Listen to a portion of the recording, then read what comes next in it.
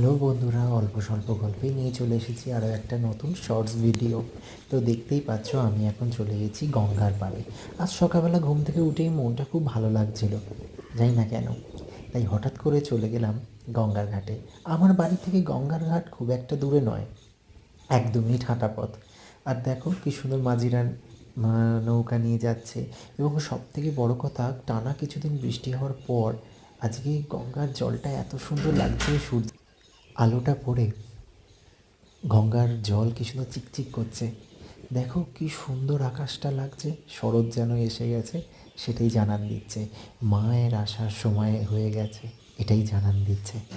আর আমি মায়ের কাছে এটাই প্রার্থনা করব, যেন সমস্ত দুঃখ কষ্ট সকলের নাশ করে, সমস্ত অশুভকে নাশ করে এবং শুভ সব কিছুর যেন সঞ্চার ঘটান মা।